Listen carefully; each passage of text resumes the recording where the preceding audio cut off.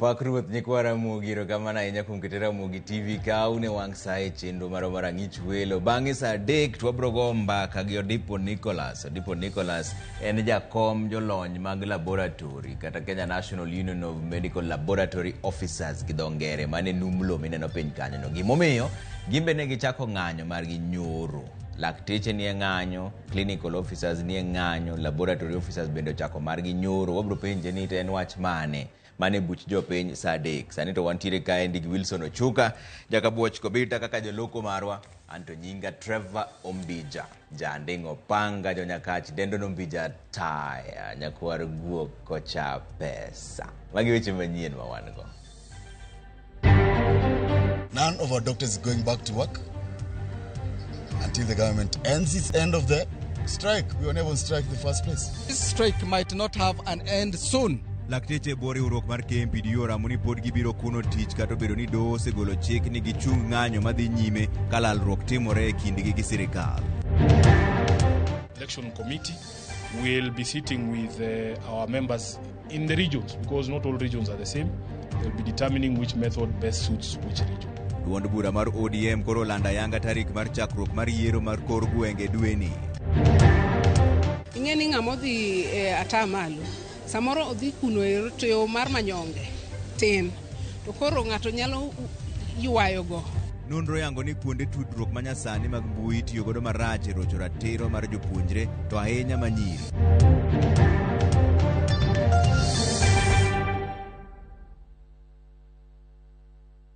Ero kamana inya kumkete RamogiTV ka wachakane weche manyien ni bang' ng'eto mar doho mondo mi lakteche odogie tich e kinde ma twak dhi nyime e kindgi kod migawo mar thieth. Riwruok mar lakteche onyono piny ni ng'anyo margi pod dhi nyime nyaka piny owacho chop kare dwaro margi. Kaka Judith Omondi leronwa, riwruok machielo mar Kenya National Union of Nurses bende koni kata bed ni ok ginie ng'anyo, thieth ok dhi nyime yo makare nikech ok ginyal tiyo ka lakteche onge. Moko kuom jood bura to koro koni gidhi chwalo boke mar riembo jatend migawo mar thieth Susanna Kumicha e tich chieng' tich ariyo. E odiochieng' mar 21 mar ng'anyo mar lakteche, jopiny ne paro ni kamoro geno nyalo wuok e doho mane ochiko lakteche mondo dogi e tich e kinde ma twak dhi nyime kindgi kod migawo mar thieth. Chik mar riwruok mar lakteche KMPDO onyono piny ni biro mana luwo poni piny owacho chopo kar dwarogi. None of our doctors is going back to work until the government ends its end of the strike. We were never on strike in the first place. We were never, ever on strike in the first place. We were looking for the government. And you can see they are all helter-skelter. Yes, in funerals. So we are waiting for probably the next funeral in Western. And we might just be lucky. In nowhere in that ruling was the Secretary General of the Union ordered to suspend the strike. That was deliberate. And we have 2 weeks to look for the government to suspend its strike. Bende Otieno Manyoro jatend jotij piny owacho ne ondiko boke mar kwayo lakteche mag interns mondo chak kawo barupe gi tarik 4 dweni. Gino bende ma KMPDO koni ok binyalore. None of our interns is speaking those letters. I know they originated from the office that they originated from. Our doctors remain fearless, unbowed, knowing too well that Kenya is not a monarchy, Kenya is not a kingdom. We shall stand and speak to power. Those letters are actually a waste of taxpayers' money, and the money that was used to print those letters might as well have been used to augment the coffers that was to pay interns what they really deserve. Riwruok machielo mar Kenya Union of Clinical Officers mabende ni odiochieng' mar 4 mar ng'anyo margi bende koni twak magisebedo ka gibago kod migawo mar thieth poko nyago lemo kendo ok gine ka ng'anyo margi rumo machiegni. This strike might not have an end soon because if indeed defiance of order is what make the Council of Governors to feel that they are good enough to be leaders in this country, then the healthcare workers also can defy any court order to go back to work and ensure that our right as has been enshrined on the Constitution and even the orders that has been given by the court are fully implemented. Riwruoge mamoko maonge ng'anyo kaka mar nurses bende ywak ni kata gionge ng'anyo tich magitiye ute thieth onge nikech lakteche bende onge. Nurses cannot work without doctors. I want to repeat this many times. As far as we are concerned, we are not saying there is any work going on in our health facilities. We want to make it very clear, and I want to call upon the President and all the people that are responsible to ensure that the strike, especially for the doctors, is brought to a completion, a stop, and we resolve these issues once and for all. Kamoko kuom jod bura bende tich ariyo chwalo paro mar thicho oko jatend migawo mar thieth Susan Nakumicha magikoni tiyo kod lakteche arietha. I wish to notify you of the intention to move a special motion for removal of the Cabinet Secretary for Health from office on 2 grounds. We already have around 111 members of Parliament who've texted me and assured me that they are going to sign the impeachment motion and they are going to support it on the floor of the House. And this will be the greatest impeachment ever. Why? Because of the arrogance, the ignorance of the Cabinet Secretary for Health. E kinde mang'anyo gi pod dhi nyime, doho chiwo ndalo 14 mondo mi riwruogegi kaachiel gi migawo mar thieth ochopie winjruok. Judith Omondi, Ramogi TV. Gavana ma Migori Dr. Chila Yako wacho ni sirikand kaunti ma Migori osechopo kare weche 7 kuom 9 mane lakteche ma Migori dwaro. 2 modong' okoni ni e lwet sirikal mamalo. Ochilo medo ni lakteche ma Migori ni e twak kod tend kaunti no kendo gibiro dokie tich. Jatelo no nolero ni kata mana apisas makonyo e chenro mag thieth miluongo ni clinical officers bende gin gode twak mar chopo kare dwachgi. Winjruok magitimo gi sirikal mamalo, owinjo sirikal mamalo ema losi. Winjruok magitimo gi kaunti ema owinjo losi. Koro ging'anyo adieri kendo ging'anyo to wan kaka Migori County. Lakteche wa ma Migori County e gik 9 mane gikwayo, wan waselone gi 7 gionge wach.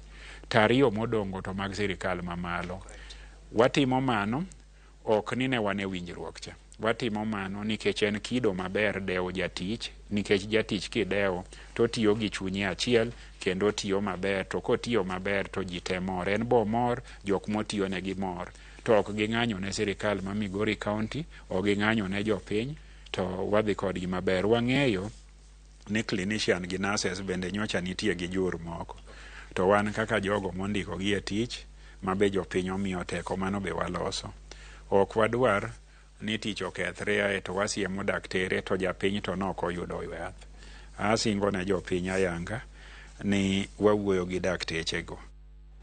Nok mar jochiw thieth e ostende kod bedo ni nitiere mene mapek marem chopo e ostende seche ma uwinjore gin moko kuom gigo mamedo tho mar mene e kuonde thieth e kaunti ma Migori. Jafwambo marwa George Juma miwa nonro matut ewi report mar kaka mene mayach wito ngimagi. Kaunti ma Migori achiel kuom kaunti 13 e piny Kenya malipono wuko migawo mar thieth e pacho kae yango ni pod kwan mine mathoth wito ngimagi e kinde mag nyuol. Lipot yango ni mine 7 kuom mine 10 ma wito ngimagi e kinde mag nyuol timore e kinde mag otieno, odiechieng' mag yweyo kata holidays, kaachiel kod giko mar odira kata weekend. Seyo mathoth koro ken jochiw thieth kaluwore kod lipodni. E kinde twak maro kod jokanye sekretariat mar thieth e kaunti ma Migori nok ma jochiw thieth to wanyo osiptende mag kor gwenge ma oting'o dispensary en achiel kuom gigo ma osekelo thoge mag joma mine e kinde mag nyuol. The county government osatemo. En man kaka wang'eyo ni demand mag staffs gin gima medore odiechieng' kodiechieng'. Undiko ji, nitie joma retire, nitiere osiptande migero manyien ma bende nyaka yaw.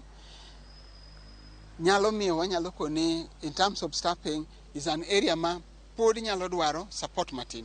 And maybe you get into 24-hour service coverage is still a challenge because you'll find a nurse in a facility manages from day to evening. Then when it comes to night hours, there are no members to tackle the mothers. Bedo ne moko joma mine mapek bende chopo osiptal ka kinde koro sedeko. Bende koro skelo thoge mag joma mine kaka lero kod apisano ma ochunita chendogo mag nyodo e kaunti ma Migori, Joseph Okidi. miyo moro winjo sa develop complication to ling dala obiro da hospital ka osadeko en gi pressure obiro hospital ka pressure oidho makoro sayudo shida. Ywak nitie ni seche moko mine mapek bedo kod pek e chopo osiptende nikech nok mar nyamburko mating'o jotuo ma ong'ere kaka ambulance manyamiyo gichopo osiptende e sama winjore. You'll find issues of electricity, still some challenges within our setting. So, you know, when a mother gets to a facility at night, it is darkness and the staff is also there are no electricity. So conducting a quality service becomes a challenge, and per se, you will find that mothers prefer to move to a longer distance, and that long distance moving to one health facility to another health facility can also cause a delay in delivery. Also, it also contribute to complication in delivery.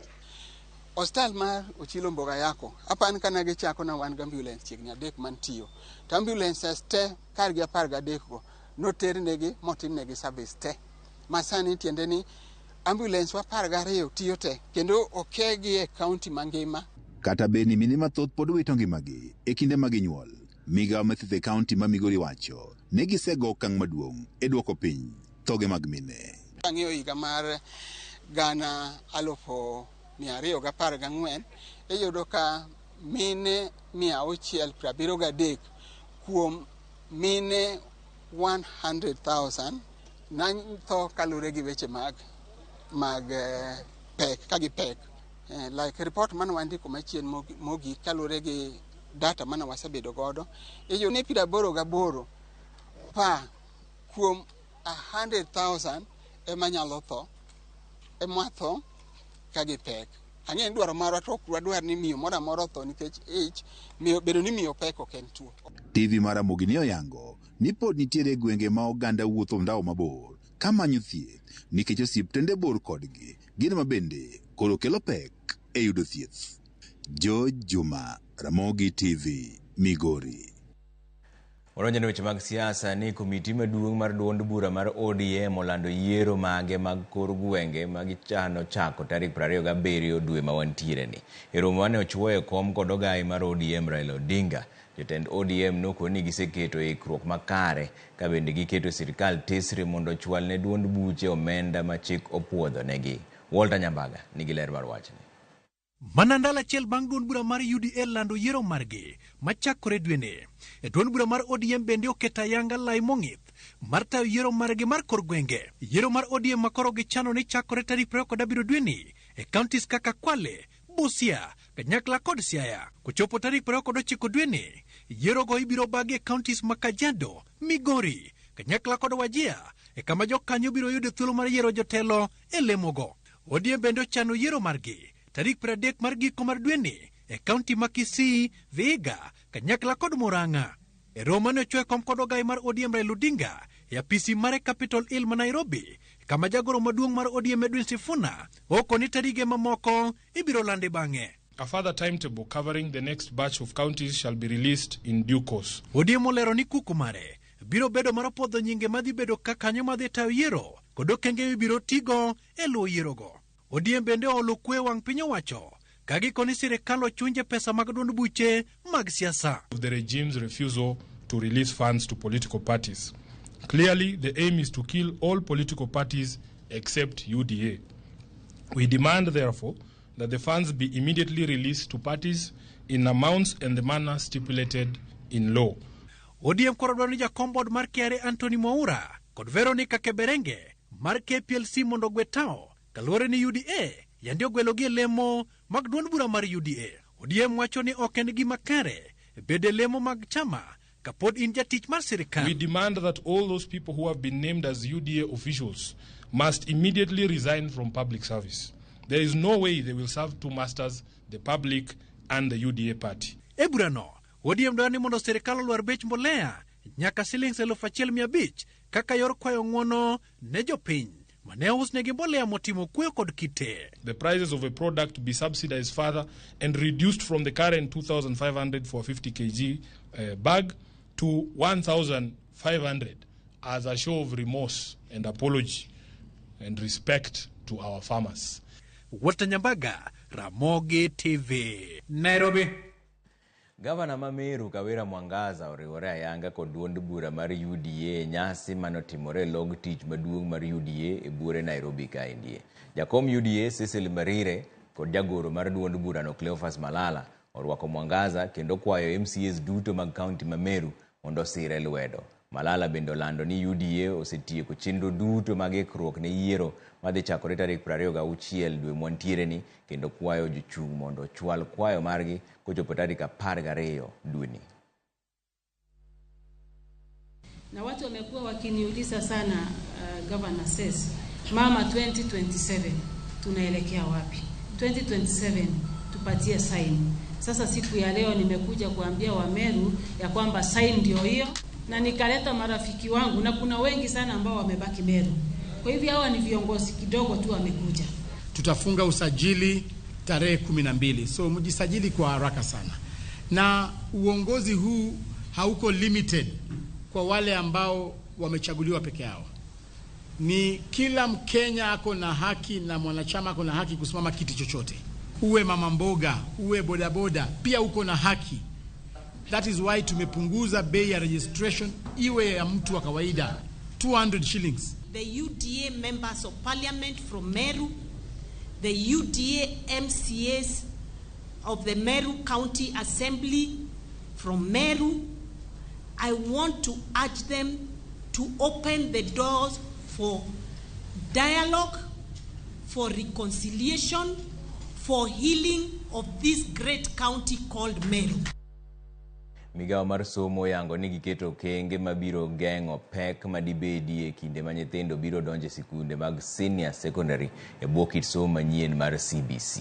Mande oyangi gi jagoro mongirore migao mar somo Belio Kipsang e kinde romo manokelo kanyakla jokanyo e sekta mar somo kama ne gilero ni jopuonjre biro timo penj ka gidonje senior secondary, to kata kamano penjno ok bitigo e keto gi e sikunde. Lide Okeyo ni giler mar wachni. E romo mano kelo kanyakla jokanyo e sekta mar somo, jagoro mongirore migao mar somo Belio Kipsang ojiwo lero wi kaka gibiro kedo kod midhiero mosebedo kaneno e sekta mar somo e kinde ma jopuonjre biro donje skunde mag senior secondary. The Kenya curriculum has had to align itself with the sustainable development goals, the Vision 2030, our constitution, as I've already said, and the demands of the 21st century skills and approaches. We shall not go through sleepless nights again, the way we did with junior school. Kipsang wacho ni jopuonjre biro timo penj kapok donje skunde mag senior secondary, to kata kamano penjgo ok biti godo e ket jopuonjre e skunde go. Senior school being the transition to tertiary and the world of work will therefore have assessment and examinations that is both placement and certification. We are not producing these learners for ourselves. We are producing them for the world. And therefore, the certification should be such that it meets the global standards. Oyango ni jopuonjre mano chako chenro mar CBC sani nitiere grade mar 8 ka gibiro tieko sombgi mar junior secondary higa manyien e grade mar 9 kendo donje skunde mag senior secondary kuom higni 3 kama gibiro tieke higa mar 2028. Bende owacho ni nitiere chenro mag neno ni jopuonje yudo tiegruok makare mar siro kit somo mar CBC ka classes mag puonjruok mar 2016 bende oseger na ikruok ne somb senior secondary. But I thought we needed to reflect together on teacher education. When we are going to impart knowledge, socialize our young ones, who is this that is going to socialize them? Who is this going to facilitate them to learn and to acquire knowledge? We are working with our colleagues both in TVET, mainly the Kenya School of TVET, in looking at how will a classroom look like, because we want to harmonize our schools so that when you are in a school, you know this is a classroom, this is a lab. Olero ni kit lai mar somo kata syllabus biro chiwo thuolo ne jopuonjre matiegore kidienje 3 kama oting'o kwano kod weche mag teknolojia, somo mar kit oganda kod weche mag tuke. We shall have STEM, we shall have humanities and social sciences, we shall have creatives and sports. What we shall only be doing is to continue building the capacity of our schools to adequately deal with those particular areas. You don't want to bombard people with a curriculum design in metal technology and a curriculum design in metal work. Can you let us deal with this? Have one curriculum, but people can still do the trade tests and join the industry so that those who want to go to the university can still proceed. Remember, the recognition of prior learning is here with us. Okwayo jokanyo e sekta mar somo mondo mi ochiw sir mowinjore ne kit somo mar CBC. Lydia Okeyo, Ramogi TV, Nairobi. Lek mar Raila Odinga mako lemo mar jakom tend riwruog Afrika medo yudo sir lwedo katinende jatend Kenya William Ruto ne opuoyo piny Ghana kuom yie siro dwaro makama. Ruto ne opuoyo jatend Ghana Nana Akufo-Addo e kinde mane otwak gi jofwamb weche limbe mare e pinyno endo. Ruto ne oketo nyime agenda mar goyo debe ne Raila Odinga ne lemono. Ruto singo ni en bende obiro siro Ghana e lek mare mar manyo kom mar jagoro maduong' e riwruok mar Commonwealth.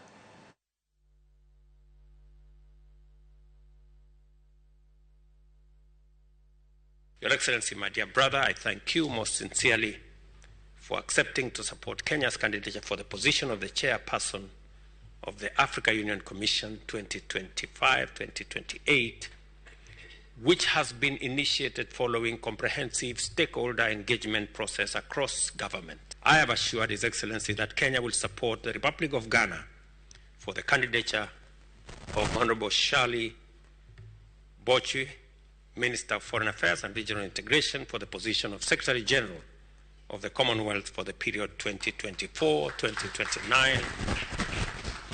Ghana and Kenya established diplomatic relations shortly after Kenya gained her independence in 1963 and have been active participants in regional and international fora, collaborating on issues of mutual interest such as peacekeeping, regional integration, and sustainable development. Vas, koro wadhi yo moro machuok kodogo to podwani weche manyien mobro kelo iri kar kikidhi mabor ahinya. Aria deka uchiel nono aneno ka Otieno Small kowuok Yadh Ngima wacho ni Ramogi TV ler Migori ka Indiana mor kuom neno jakom bang' kinde mathoth. Erokamano ahinya Otieno Small. Omosh Digaro Land Cruiser wacho ni driver ni yo makare kendo wabito DC Mambita sub county mos ahinya kendo watimo mos ne anyuola ne. To mogik wakwayo chang mapiyo ni jaduong' Peter Mawaringa. Erokamano ahinya Land Cruiser. Ramogi TV and Pastor Omondi Otiche mar gemo nyinyore mos na jaoda Sara Atieno mano Nyaseme gi Archbishop Odhiambo Gora gi jagoro Samuel Atongo gi Olo Oyango. Alright, gi Lilian bende, Lilian Ogesa bende urni mos kanye endo. No kama makamu, wacho ni Trevor President odich gi yiero mar jo UDA to jomonego kony inyore hospital. President onego wuog oko mondo wach dakteche gi nurses. Mano makamu kani Kisumo kanyo, uruma na ote maru 2-3-6 wadhi e yiero moro machuok koduogo to podwan weche manyien mabro kelo iri ka kidhi mabor ahinya.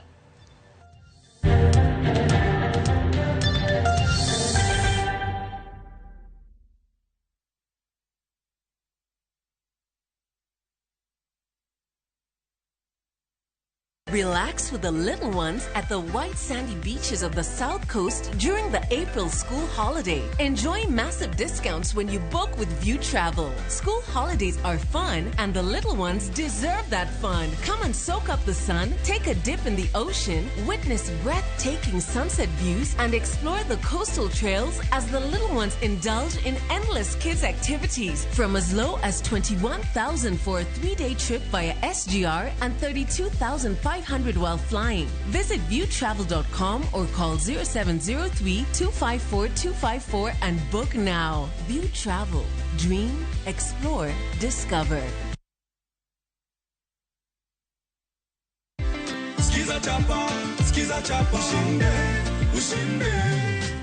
Beatrice This kweyu Otuya.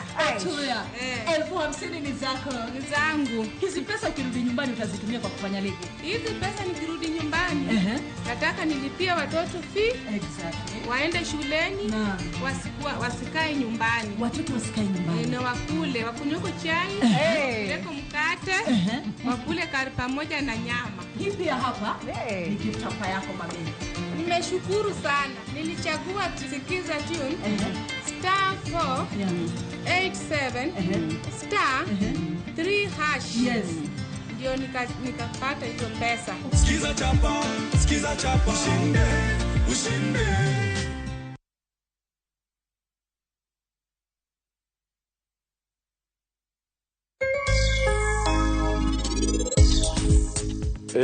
Olemo mar watermelon en olemo ma okosebedo korwa kachon kendo jowa machon ne pok ong'eye ka giro hala. Ng'eny lopewa masia ka foto time maber, lakini odwaro lowo mabende man gi ndhandhu. Sana kama wantie ni tineno ka en black cotton soil. Owinjire kode kabisa nikech mokwongo dwaro pi mang'eny. Kosenwang'o pi to yudo lowo bende moting'o nutrients maber. Tapuoto gowok madongo kaka mani farm ka maginyo wase harvest moko.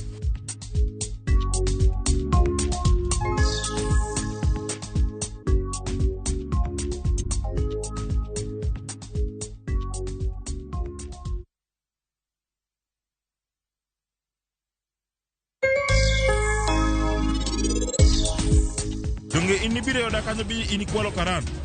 To pod anna linga. To koro wang'ni ikalo alama Mr. Diwan ma ano kapar kabro ng'uono ni kata matin.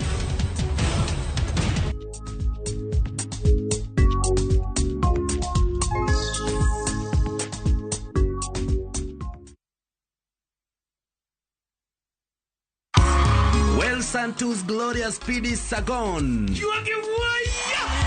Osebedo kinde malach nyakwa Ramogi FM nie boma. Romo peke ndo sepange in style. Geso tarika ucheldo mara ng'weni gari ndiko chakore sario mara ukinyi nyaka saa 9 mamidhiambo. Waromo Ruma Grounds kama the king of Ohangla Emma Jalamo dhike to stage piny gingolo mamoro bang moro nyaka giko.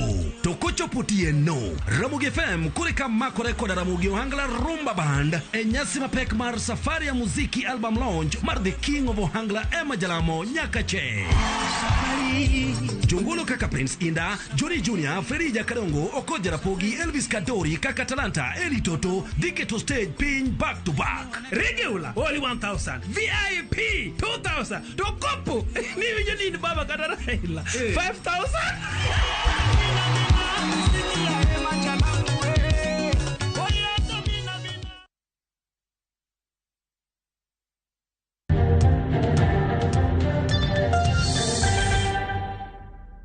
Warwako kendo wadhi mbele gi chenro mar AngichWelo ni miyo achiel dhi nyime kod yudo thieth e kar thieth moro mar ji giwegi e od bura ma Kisauni mani Mombasa bang' kweth jonjore manomanore gi gige lweny monje kar saa 8 mar otieno mane piny orugodo kawuono. Kaluwore gi miyono, kweth jonjore mohewo 30 ne omonje dukane manitiere Mshomoroni kama ne oninde bang' turo dhodno kendo ne gitwe gi tol eka koro gichako kwelo. Jonjorego mikoni ne ochungo nyamburko e dho dukano wachore ni okwalo mbugru mag gas 18 kaeto gitiayo mach e dukano eka giringo gilal. Jaod bura ma Kisauni Rashid Benzima okoni obila ose kawo achiel kuom achijego ma itudo kod monjno kendo koro okonyo obila e timo nonro mar yango achije mamoko bende. Watu wako ndani na amshwa kitandani napigwa na kisu niamke. Kaambia amka ututolee pesa. Kauliza pesa gani? Pesa nimeuza dukani Ankara kutafutia mali mmeka. Nikamwambia sijui mali pesa sinakaa, maybe mgoje mzee haya watolee pesa, sijui mali siko. Akaendelea kunipiga kijaribu kumwangalia usoni hivi bado endelea kunipiga takataka pesa. Kama utaki pesa tutakuua. Ama tuwe na mtoto ama tuende naye. Wakaingia dukani akachukua mafuta akaja akanimwagia. Kanimwagia mwili msema mengine akamwaga kwenye nyumba kwenye koti. Pale mtoto alikuwa amekaa. Sasa pale ataka kutoka mimi nikapiga nduru pale ataka kuwasha moto ndio pale akaniongeza panga nyingine kwa kichwa. Mimi vile niko ndivyo nimeachwa hivi. Kwa ajili kutoka kiatu Nguo zote nimebaki na nguo ambayo nimebaa. Yote ilichomewa ndani. Pesa yote nilikuwa na ndumna sasa pesa zote zilichomwa. Na nduka yote hivi yenye ilikuwa yote yani mimi nimebaki hivyo nilivyo hapa sasa. Ni jambo la kusikitisha sana. Tunachokiomba usalama kwa hapa kwetu ni jambo ambalo sio zuri kabisa. Kwanza usalama si mzuri. Kusema kweli, vijana tunafahamu lakini huwezi kusema kwa sababu ukisema pia baadaye watakufuata wewe. Yule kijana aliyoko ndani Polika Station ambaye ameshikwa, yule alekeze paka nyumbani kwao na hata wazazi wawe wanahusika na hili tokeo. Atamalo prochiko mag jopuonjre masome kuonde tiegruok mamalo e kaunti ma Nairobi osebedo joneno e weche mag rocho ratiro mag oganda e yor mbui gi lony manyasani. Maendi en kaluwore kod nonro manotim kod riwruok mar UNFPA ma bende yango ni nyithindo manyiri emithiro rocho ratechgi ahinya e yor mbui. Nono ni bende yango ni mbui mar Twitter masani ong'ere kaka X emotelo e mbui ma iroche ratech oganda kiluwe machiegni kod WhatsApp, Facebook, Telegram e kinde mamoko. Simfros Okinda nigi ler mar wachni. Lipot mogol kod riwruok mar UNFPA, riwruok gi mbalariany ma Nairobi kod kuonde tiegruok mamoko koro yango ni kwan mamalo mag jopuonjre rocho ratechgi e yor mbui gi lony manyasani. E lipodno atamalo 64.4 mar nyiri oserocho ratechgi e yor mbui kipimo kod jowadgi machuo mochung'e atamalo 35.5. Nono ni bende medo yango ni thoth joma irocho ratechgi e yor mbui nitiere kind higni 20 nyaka 24. Globally, 85% of women have been impacted or affected by online gender-based violence, and that statistics is very scary. So we can just imagine what percentage of that is happening to the women or women and girls or even men and boys in this country. 39% of respondents who experienced TFGBV, of those 39% who experienced, 64% were women and 36% were men, meaning that women are twice as likely to experience TFGBV as men. The younger you are or within the institution, the more the likelihood that you have experienced. So 31% were second years, 30% were third years, and 17.3% were first years. Moko miore ma irocho godo ratech nyithindo manyiri e mbui oting'o ketho nying mantiere atamalo 30.4 kiluwe kod sinema mag terruok ma ioro maonge rusa e atamalo 24.4 ka sando ng'ato kata cyberbullying luwe gi atamalo 18.1. The most experienced form of TFGBV was online defamation, which was at 27%, cyberbullying at 26%, online personification, where somebody takes your identity and misrepresents you, was at 19%, and then cyber stalking was at 16.4%. Mbui ma Twitter emotelo gi atamalo 18.4 e weche mag rocho ngima oganda e mbui, kaeto luwe machiegni kod WhatsApp, bang'e kanyo Facebook, Telegram, kaeto TikTok e kin mamoko. Kaluwore kod jatatije mar riwruok manotelo ne timo nonro ni mano CCGD, gima hinyo miyo irocho ratech oganda e mbui en nikech moko kuom jopuonjre chiwo nondgi matut e mbui ka oganda kwayo mondo obed motang' gi weche magiketo e mbui. Before the internet, where we could actually see it was democratized, we could actually have someone going to the US, thriving in the US, and we're actually going to hear stories when they come back. But nowadays, how much information are you giving out? We tend to overshare images of our children, everything they're doing from the birthdays. Moko kuom gini kod nyawe weche mag hera gima keto gi kama ng'aw. Achiedh nade mag omenda bede miyo samoro irocho ratich nyithindo manyiri. Ing'e ni ng'ama odhi atamalo, samoro odhi kuno e yo mar manyonge tin. To koro ng'ato nyalo yuayo go ni to kitimo ma endi to abiro miyi pesa ni. Samoro kata kako chul fees onge, samoro kata kako chul mana kama oninde onge, samoro gimo cham onge, to be ing'e ni age ma gintie, gidwa rwakore maber, gidwa ni mondo nen gi, omiyo mano bedo mayot negi mondo ng'ato oyuagi e yo manono. Kaluwore kod riwruok mar UNFPA kuom pinje mantiere Afrika duto, mana piny Zimbabwe kende ema oseketo chike magayo rocho ratech joma mine e mbui, ka pinje kaka Kenya bende koro ikwayo mondo oket kare chike mag rito ratech oganda e mbui. Simfros Okinda, Ramogi TV. Wakanyni Atanas Ashisoma mawuok e kaunti ma Bungoma kod nyawadgi Dennis Mutugi Gine joloch manyien e piem mar skiza chapa. Ji ariyo go ne oloyo omenda maromo siling 50,000 ng'ato ka ng'ato. Kendo ne giyudo thuolo mar romo gi jathum ma ohangla mong'ere kaka Musa Jakadala. Tugo mar skiza chapa en tugo mar konyo jothum e pacho ka endi kokalo miyogi chudo mabup kuom wendegi mawinjore e skiza.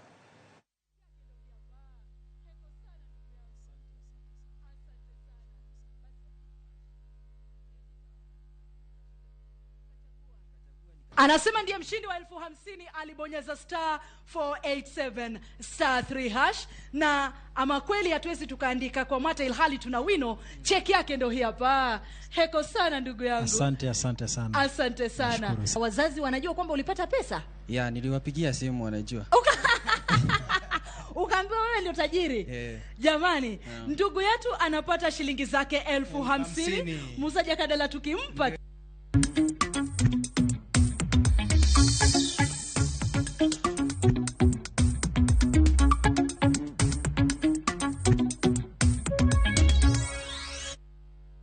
Oronjone chamago ohala ni MCA ma East Game Seth Ochieng ogolo siem ne jogo mosebedo ka siayo jodak magwenge go kendo thuogi gi kambi kunyo mula mar Shanti Gold. Ochieng owacho ni gisefwenyo ni jogo masiayo joket mwandu go giwuondore ni gin joket ne ratich oganda, lakini gin kod paro moro maling'ling ka omedo ni ok giwiye gima kamano dhi nyime e area no. Ochieng ne olose kar dak mar Ramula kuno ne oyango ni gidhi chopo e winjruok gi kambino mar Shanti Gold Mining Company ni nyaka gikaw pach jopiny eka chenro makamano odhi nyime.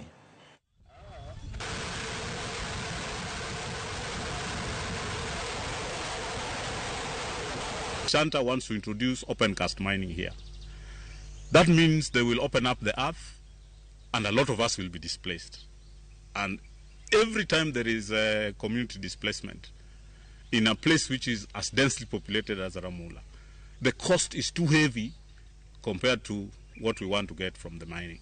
And even our government that wants tax should be aware that it will be too costly to displace 10,000 people, families, to pave way for mining for taxes which are negligible. The Shanta company had a tendency of meeting leaders in hotels without getting the consent of the Mwananchi, who is the landowner. Let them engage with the Mwananchi directly without a broker getting in between. The village elders went into bed with the Shanta, and actually whichever time they meet in any kind of meeting, they get allowance from Shanta. So whoever pays the piper usually determines the tune. Tumekataa hii mambo ya Santa wametutembelea usiku. Wanatembea usiku, hizi maneno zao ni za usiku. Sisi kama kanisa hatutaki vitu za usiku.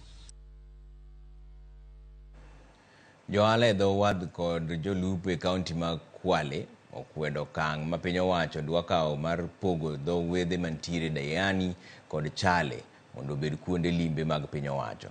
Johala go wacho ni okang' ma kamano biro ketho negi ohala e dho wedhe go kendo giko chenro mag lupo e kaunti kaluwore ni piny owacho koro geto kelo apisas mag KWS mondo mi ochiw arita e dho wedhe go bang' loko gi kuonde limbe. Piny owacho mamalo geto yawo dho wedhe go kaluwore gi oboke mane osegol e higa mar 1995 to kata kamano higni 29 bang'e pok okete e tim. Vile unaiona sasa hivi Diani Chale ni kwamba tumeilinda sisi wenyewe, wavuvi, wachuuzi, wafanya biashara. Kwa hiyo hatuna haja ya kuingiliwa tena na shirika lingine. Sisi wenyewe tunaona tunatosha na tunaweza kujikokota mpaka kufikia malengo yetu. Na walitutuma tukachukue badge, wakatutuma tukachukue license, wakatutuma tukachukue good conduct. Hivyo hawatuamini mpaka watuwekea mtu mwingine. Sikia wewe serikali, kama mimi nina good conduct, kumaanisha sijawahi fanya udhalimu, na yule mwenzangu tunafanya na yeye ana good conduct, nimepewa badge, nimepewa vibali vyote kuanzia cha county mpaka cha serikali. Kwa nini uniletee mtu mwingine mimi nikuwe third party? Na pia tunataka huu jumbe umfikie Waziri Mvurya ambaye anahusika akiwa ni waziri wa blue economy. Tunataka Council of Governors pia isimamie ile swala.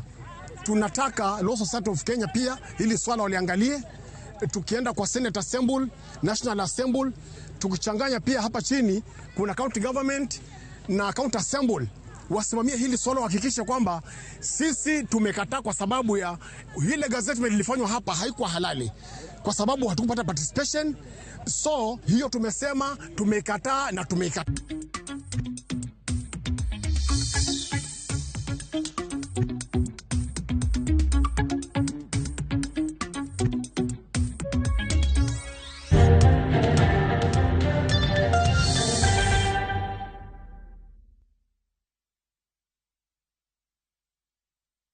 Royal Mabati Factory, dukani mar nyiepo achiel kende manengo gore piny, kendo rang'iny mamalo mag mwandu goyo witado yudore duto. Yud offers mag stone coated tiles gi $603 kende, koriwo nyaka osuru mar VAT.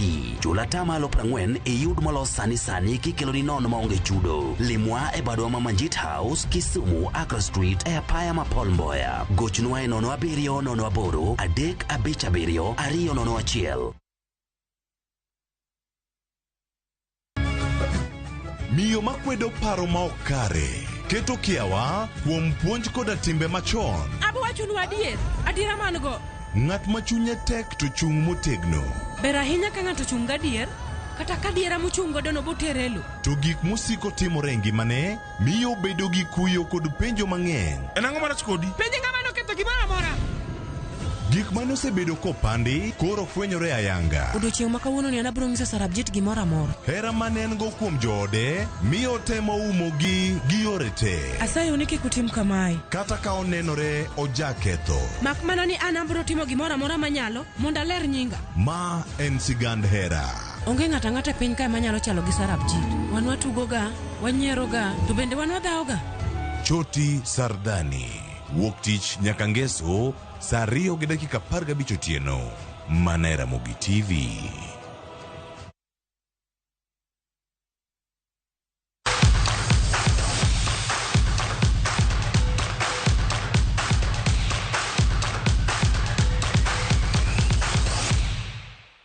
Tuke mag adhula e lig maduong' pacho ka endi duogo bang' kao yueyo mar jumbe 2 kinde ma tim mar Harambee Stars noyudo thuolo mar dhi tugo tuke mage mag osiep e piny mar Malawi. Klab mar Tusker timo ikruok margi mar rakore gi klab mar Kariobangi Sharks. Ka nowuoyo gi jofwambo, coach mar Tusker Robert Matano nowacho ni giseweyo chien roth manyocha omigi e lwet klab mar Kakamega Homeboys e tuke mag FKF Cup odira mokalo.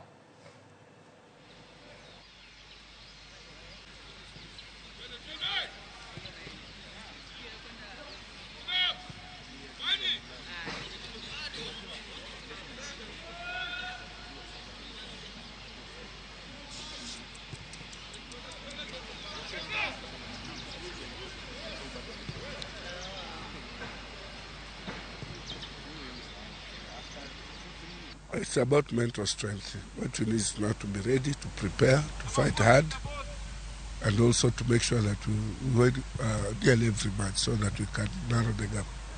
Yeah, what is there is about concentration and also consistency. Tunajua tumemeka 7 points and we need to win nearly every match so that we can be in good position. So kwa kila game yetu sahihi bali imefikia ni final.